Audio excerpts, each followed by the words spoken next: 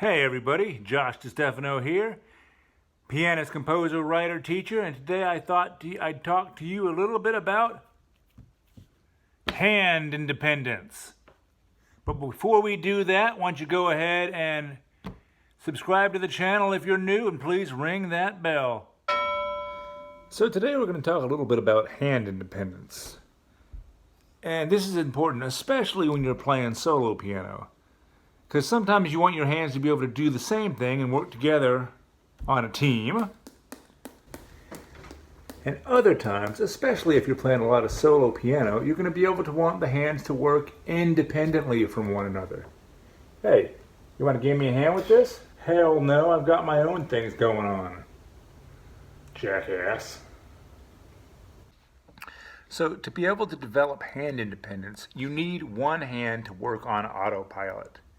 Because if you're trying to think about what both hands are doing at the same time, the whole time, your brain is going to explode and you're just going to miserably fail.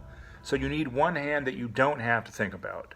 So when you're starting to work on hand independence and you're trying to decide which hand is on autopilot, you want the one that has a constant, steady rhythm, be it quarter notes, eighth notes, 16th notes. Something that's going to be a steady pulse that you don't have to think about. And this is because with you have one steady hand that's just being constant, the other hand just has to sort of weave in and out and around of that steady pulse. Which of course brings us back to why it's important to have good time, because you want this thing to be consistent. I'm going to demonstrate something, a really basic exercise. I'm going to do quarter notes in my right hand on C octaves. 3, 4. Now I'm going to play an eighth note pattern on my left hand,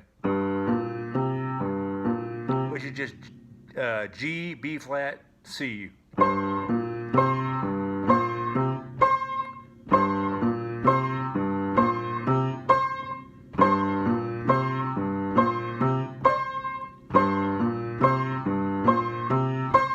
And as you do this, you need to figure out where the hands are playing together, where they're playing separately. You need to dive in to the minutia and figure out exactly how these two little patterns work together like a puzzle.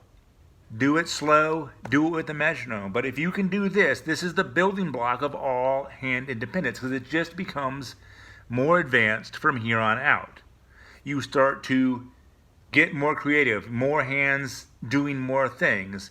But the trick is one hand has to be autopilot. So I thought I'd play you a little bit of this tune I'm working on.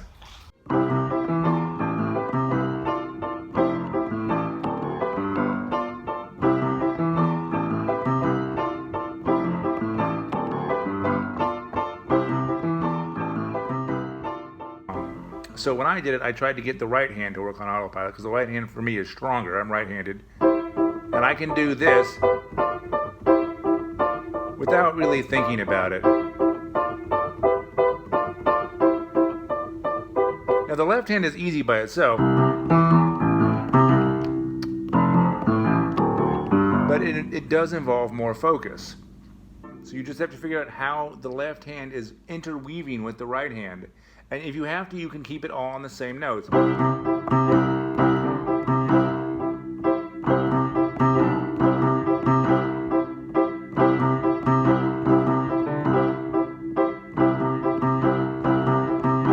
Which sounds cool by itself too. But once you get the rhythms down where they feel smooth and consistent, then you can start incorporating some of the note movement between the notes.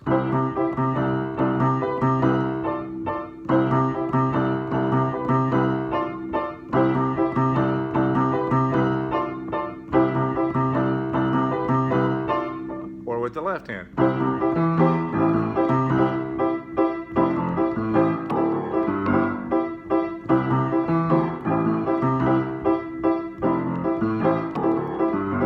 Once you can do both of them consistent with sort of a static thing from the other hand, then you can start incorporating the moving parts into both hands.